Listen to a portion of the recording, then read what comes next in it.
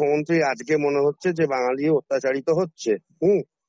অথচ এর আগেও এরকম অনেক ঘটনা আমরা দেখতে পেয়েছি যেখানে আমাদের রাজ্যেই বাঙালিদের ওপরে অনেক রকম নির্যাতন করা হয়েছে। বাঙালি হিসাবে আমি এটাকে অত্যন্ত গর্ববোধ করছি, তিনি প্রতিবাদ করেছেন। এই ঘটনাটা অত্যন্ত উল্লেখযোগ্য একটি ঘটনা। কিন্তু আমার মনে হয়েছে যে মুখ্যমন্ত্রীর এই প্রতিবাদটা কি সত্যিই বাঙালির জন্য প্রতিবাদ, না 21শে জুলাইয়ের মহড়া?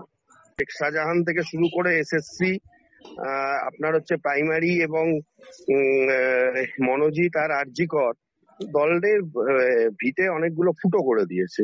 সেই জায়গাটা রিপেয়ার করার জন্য বোধহয় 21শে জুলাইয়ের মহড়া হিসেবে মুখ্যমন্ত্রীকে নিজেই নামতে হলো। যদি প্রতিবাদ করতে হয় তাহলে সবার বিরুদ্ধেই করা উচিত, শুধুমাত্র কয়েকজন যারা জঙ্গি গোষ্ঠী যারা এসেছে, যারা আমার দেশের ক্ষতি করার চেষ্টা করেছে, তাদের বিরুদ্ধে অবশ্যই কঠোর পদক্ষেপ গ্রহণ করা উচিত। এখন অ্যাকচুয়ালি ব্যাপারটা হয়ে গেছে কি, যে রাজনীতিটা এরকমই হয়ে গেছে, ধর্মীয় মেরুকরণ এবং কতগুলো সাম্প্রতিক ইস্যুর ওপরে রাজনীতি চলছে। রাজনীতির যে মূল যে ভাবনা, যে মানুষের পাশে থাকবো, ভোটটা মানুষের নিচ্ছি, মানুষের পাশে থাকবো, মানুষের সেবা করব, সেই জায়গাটা কোথায় যেন মেকি হয়ে যাচ্ছে।